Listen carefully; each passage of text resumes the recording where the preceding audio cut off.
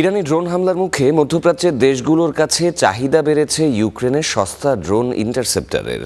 এরই মধ্যে কাতার, সংযুক্ত আরব আমিরাত, জর্ডান সহ বেশ কয়েকটি দেশ এ নিয়ে ইউক্রেনের সাথে কথা বলছে। যুক্তরাষ্ট্র এই ইন্টারসেপ্টরের অনুরোধ জানিয়েছে। তবে বিনিময়ে পেট্রিয়ট মিসাইল চাইছেন ইউক্রেনের প্রেসিডেন্ট জেলেনস্কি। মধ্যপ্রাচ্যের দেশগুলো যখন ইরানের ড্রোন হামলার লক্ষ্যবস্তু হচ্ছে, তখন নতুন সম্ভাবনার পথ দেখছে যুদ্ধবিধ্বস্ত আরেক দেশ ইউক্রেন। ইরানের ড্রোন হামলা থেকে বাঁচতে মধ্যপ্রাচ্যের দেশগুলো ইউক্রেনের কাছে ড্রোন ইন্টারসেপ্টর চেয়েছে। প্রেসিডেন্ট ভলোদিমির জেলেনস্কি জানান, কাতার, বাহরাইন, জর্ডান, আমিরাত সহ কয়েকটি দেশের সাথে এ নিয়ে কথা চলছে।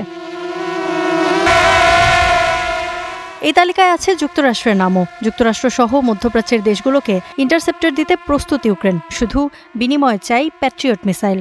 Наш заклик дуже простий. Ми би хотіли тихенько সবার সঙ্গে আলোচনা চলছে।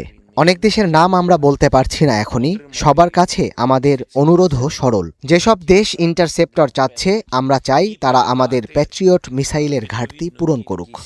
перехоплювач.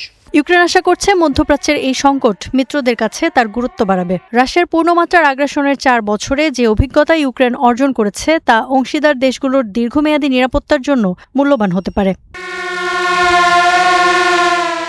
ইরানের শাহেদ ড্রোনের দাম $50,000 থেকে $1 লাখ মধ্যে। অন্যদিকে এসব ড্রোন ধ্বংসে যুক্তরাষ্ট্রের আকাশ প্রতিরক্ষা ব্যবস্থায় ব্যবহৃত PAC-3 ড্রোনের প্রতিটির দাম প্রায় $4 মিলিয়ন। আর ইউক্রেনের ইন্টারসেপ্টর ড্রোনের দাম মাত্র কয়েক $1,000। তাই দীর্ঘমেয়াদী যুদ্ধে ইউক্রেনীয় ইন্টারসেপ্টরের চাহিদা বাড়ছে। নির্মাতা প্রতিষ্ঠান স্কাইফল জানিয়েছে, তাদের উৎপাদন সক্ষমতা ইউক্রেনের ক্রয় ক্ষমতার চেয়ে বেশি। তারা রপ্তানির জন্য পুরোপুরি প্রস্তুত। বিশ্বের কোথাও এর চেয়ে সস্তা ইন্টারসেপ্টর ড্রোন নেই। সরকারের কাছ থেকে সবুজ সংকেত পেলে কোম্পানি প্রয়োজনীয় যে কোনো সহায়তা দিতে প্রস্তুত। তবে অবশ্যই শর্ত হলো, এতে যেন ইউক্রেনের প্রতিরক্ষা সক্ষমতার উপর কোনো প্রভাব না পড়ে। বিশ্লেষকরা বলছেন, উপসাগরীয় অঞ্চলে ইউক্রেনীয় ইন্টারসেপ্টর ড্রোন ব্যবহারের সবচেয়ে বড় বাধা পাইলট।